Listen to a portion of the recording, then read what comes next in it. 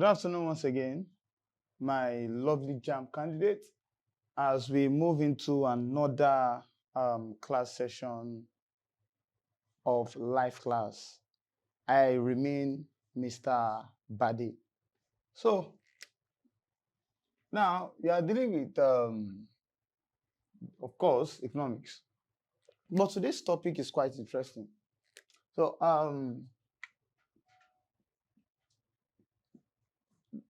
market structure. Market structure.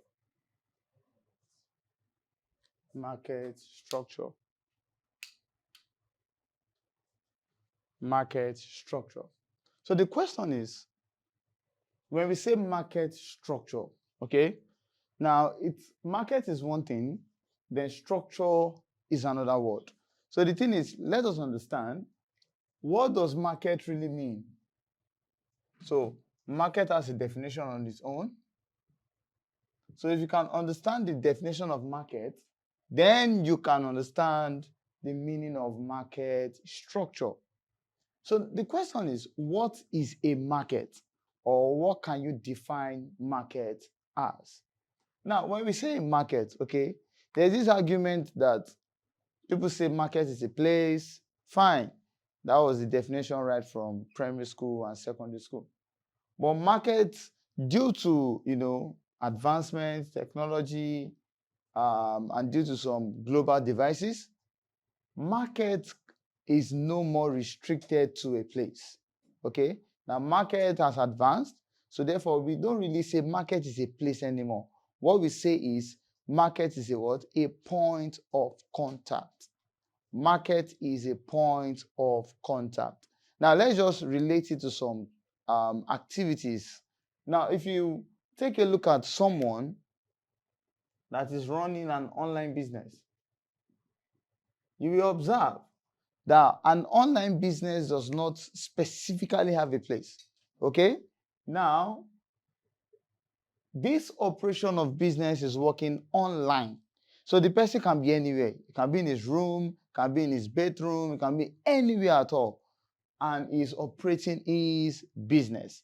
So you can see, with that kind of business, the person is transacting, the person is buying, the person is selling one thing or the other.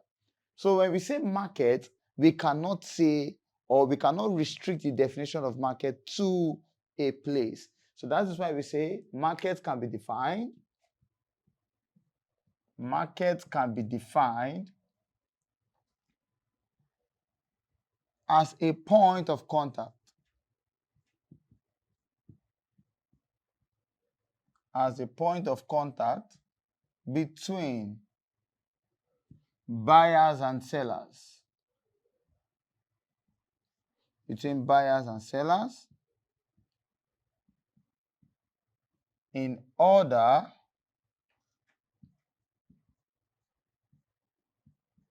to transact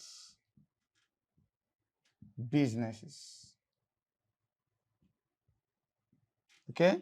So therefore, any kind of contact, okay, between buyers and sellers in order to transact what? Businesses or business, you can say it is a what? A market.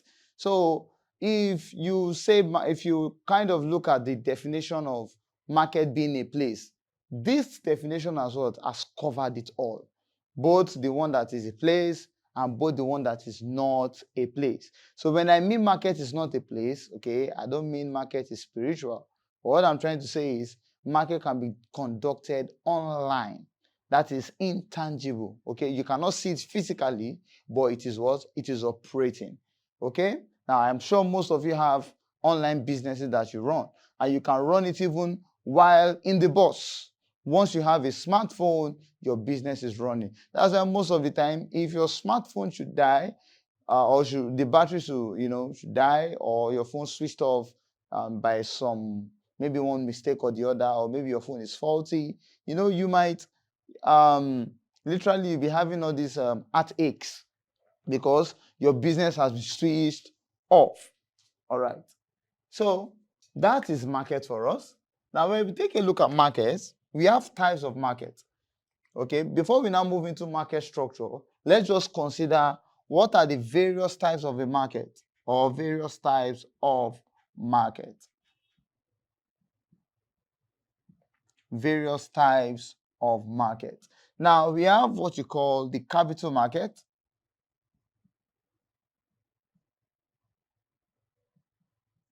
We have what you call the money market. The money market. We have what you call the product market.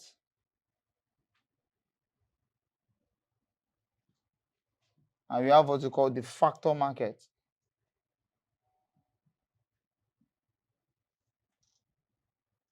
Okay. Now, if you take a look at these 4 types of market, the capital and money markets, you can also call them the financial market.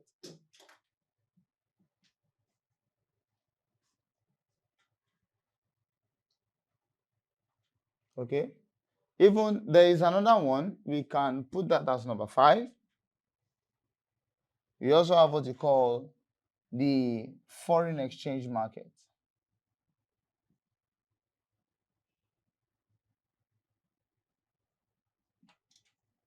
You can also call it, okay? So under the types of market, if you take a look at the capital market, the money market, and then the foreign exchange market, you can classify those 3 as the financial market. Why are they called financial markets? Now, if you look at capital market, a capital market is a form of market in which long-term securities, okay, long-term securities are being traded. Long-term securities are being traded. So anytime you talk about the capital market, you are dealing with long-term securities. Now, what are the examples of the long-term securities? Very simple. Now, so for capital market,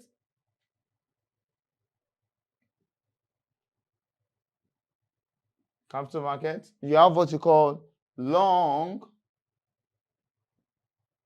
They deal with long-term securities. Okay, now, what are the examples of long-term securities? So, e.g., you can have shares, you can have stocks, you can have bonds, and then you can have debentures and so on and so forth. All right.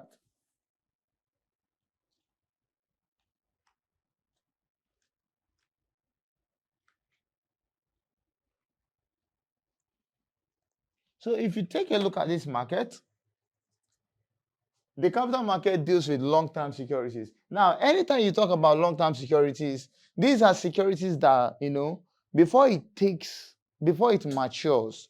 Now, I use the word mature.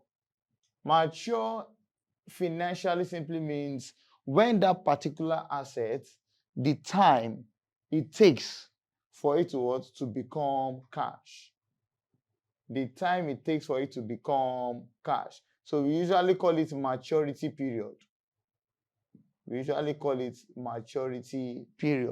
Okay, so the time it takes for a financial asset, okay, the time it takes for it to become cash, that is what you mean by maturity period. So before any items here or any security in the capital market, the time it takes for it to become cash usually takes a long time. Okay, so that long term actually can stand for anything, let's say 5 years and beyond. 5 years and beyond. Okay, that is long term. When the thing is 5 years and beyond. All right. So let's take the money market. Now, the money market is just like the capital market, but the money market is not a long term.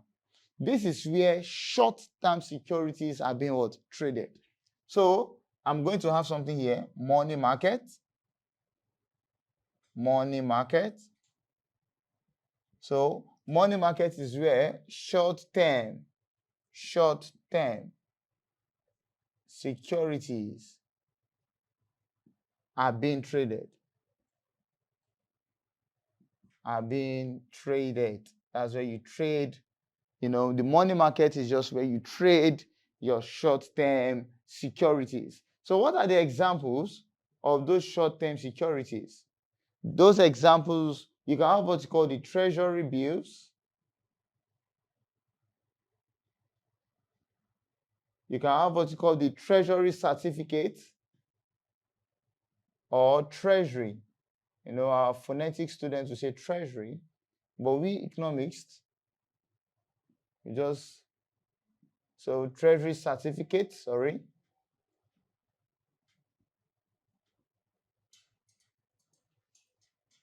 And then ETC. All right. Now, taking a look at this. Now, I made mention of something called maturity period. So, if the maturity period there is 5 years and beyond, what do you think the maturity period will be like here? The maturity period there will be what? Within 1 year. Okay, within 1 year. Although there are some that takes 1 year, or there are some that takes, a little above 1 year. Okay. Now, if you look at these treasury bills, this one actually takes 90 days to mature. 90 days. Yes. But when you take a look at this treasury certificate, this one takes 12 months, which is a year. Are you getting it now? So therefore, there are some money market securities that can take what? A year. Okay. But when we say short term is within 1 year and a little above 1 year. So we can say if long term is 5 years and beyond, therefore short term should be what? 0 to 5 years or 0 to 4 years. Okay. All right. Now, so we have that as capital market and we have that as what? Money market. Okay. Then let's move on to the product market. Now, when we say product market, what do we understand by product market? We all go different places. We all buy different things. Now, those things that you buy, okay, those things that you buy, that you consume either directly or indirectly, you get them in the product market. So these are where, commodities are being traded. Commodities. These are where commodities are being traded. It might be food items. It might be, general items like foodstuffs, bags, clothes, and all those things. Those are things you can find in the product market. So generally, I can just call them commodities. Okay. These are where you get commodities. All right. Now, when we talk about factor market. Now, when we say factor, what comes to your mind when we say factor? Have you forgotten we treated production in one of our classes? And we said something about factors of production, right? So when I say factor, I'm referring to those same things that we did in production. But I would like to specify. In this case, let's just take labor out of the whole factors. So when I say factor market, okay, a factor market is a kind of market where you can trade items for production. Okay, where you can trade what? Items for production. So it is a market where you can trade. It is a market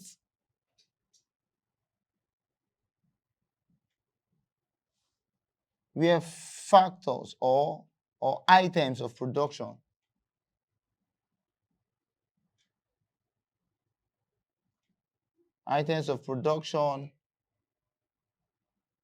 are traded. Now, okay, let me not restrict it to labor alone, okay? Let's include capital. I think that's better. Labor and capital is okay.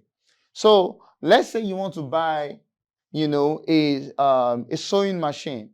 You are not buying it for personal use, but you are buying it so that you can what?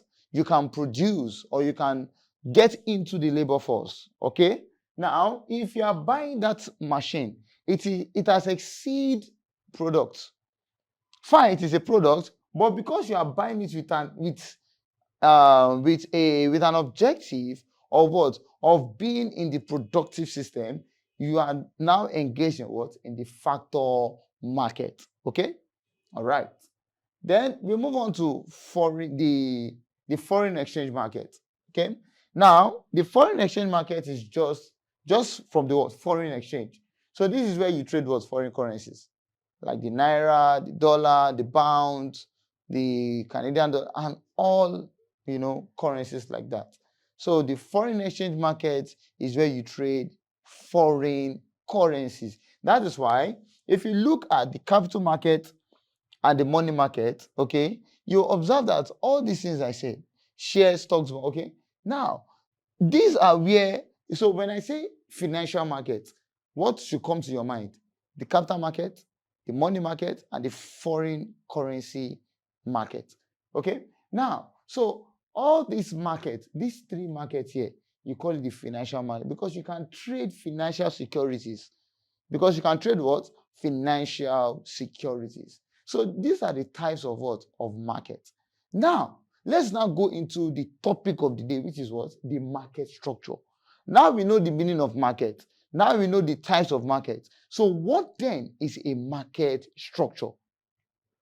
What then is a market structure?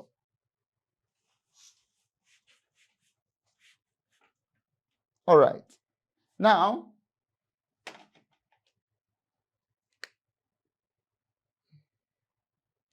okay. Now, when we say market structure, we are just looking at those items or those indicators, okay, that enables the movement of the market. That's all. Each market goes up and down in the sense that, for instance, if you look at each of these markets you have here, either capital market, money market, product market, there are times that the product market can spike so high. Okay, there are times, okay, under the product market, let's say rise. Okay, there are times the prices of market can soar very high. Now, those things that are responsible for the price of market, for the price of rice to go very high is what you call market structure. Okay, so market structure are those factors or those indicators that allows for the movement, okay, of various markets.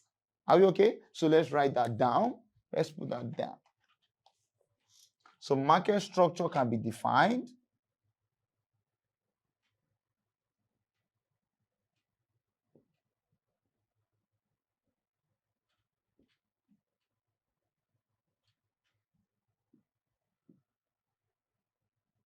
as those factors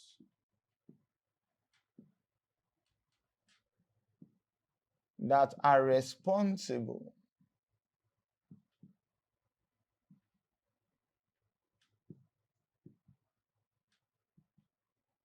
of moving the market.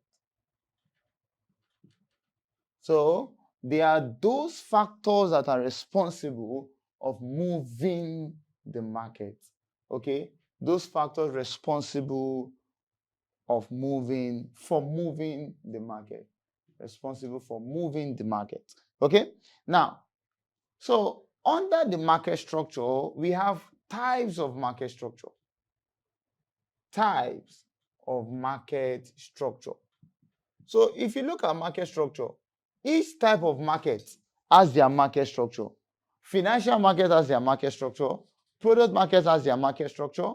Factor market has their market structure. Okay? All right. So types of market structure, we have number one. We have what you call the perfect market. That is perfect market structures. Then number two, we have the what? The imperfect. The imperfect market structure.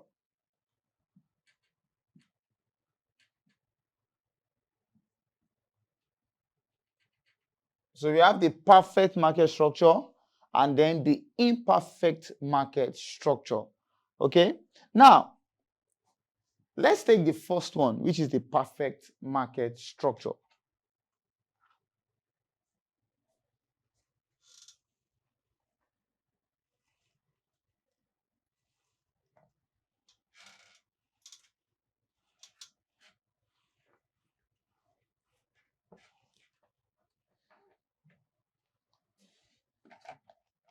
Now, under the perfect market structure,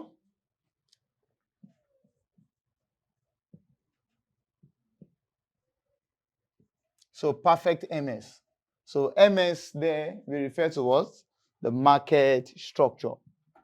All right. Now, under the perfect market structure, what is a perfect market structure? Now, in general terms, okay, perfect market structure does not really have a definition. Okay? A perfect market structure does not really have a single definition. So what we do is we have what you call some characteristics of a what? Of a perfect market structure. So it is those characteristics that we can use to define at any given time the what? The definition of a what? Of a perfect market structure. Okay, now under the perfect market structure, there is something we call the perfect competition. Abi?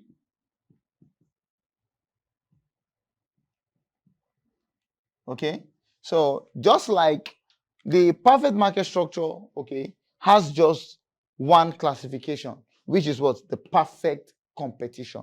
So what are the characteristics of, so I can say characteristics of perfect market structure or characteristics of what? Perfect competition. So the perfect competition is a market structure under the perfect market structure. Okay, all right. Then, so let's take the characteristics.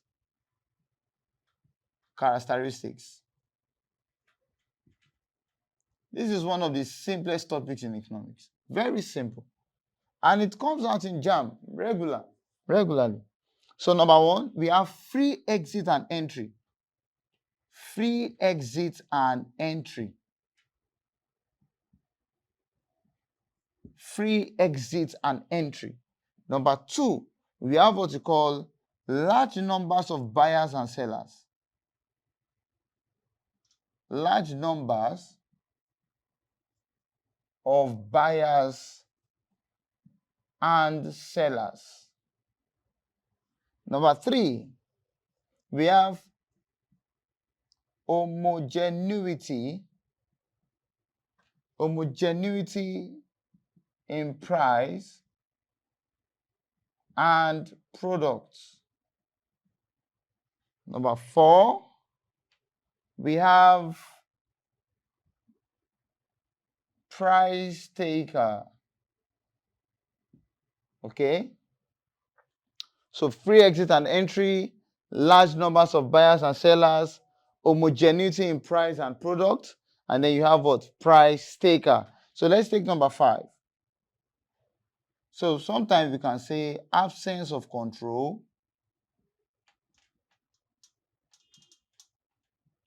absence of control. Now, look at this market. Look at these characteristics. We have free exit and entry. So it means any market structure where you have, where we have market structure that if you have a perfect market structure, what we are trying to say here is that perfect market structure, you can easily enter into that market, produce what it is you want to produce. You don't need the permission of anybody. You don't need to follow any regulation. You enter into that market, produce whatever you want to produce, and leave anytime you want. So, for instance, let's just give an assumption. You all know that economics is filled with assumptions, which is, so who can tell me one of the assumptions that is commonly used in economics? Yes, unmute and answer. One of the assumptions that is used in economics, one of the Latin word for it. Who can tell me? Unmute, try. Unmute and ask and answer. Looks like there is no idea. Okay, now I'm sure you've heard of this word before. All other things being equal, right? All other things being equal. All right? So when we say all other things being equal, it is an assumption. So a word for it is ceteris paribus. Ceteris paribus or paribus. So this is one of the commonly used assumptions in economics. So ceteris paribus, okay, at ceteris paribus, a perfect market structure has what? Free exit and entry. 2, it has large numbers of what? Of buyers and sellers. 3, it has homogeneity in price and product. Then 4, it has what we call price takers. Then 5, absence of control. Now, free exit and entry, like I said earlier, what does it mean? It means you can go into that market. Let's say the commodity is rice. So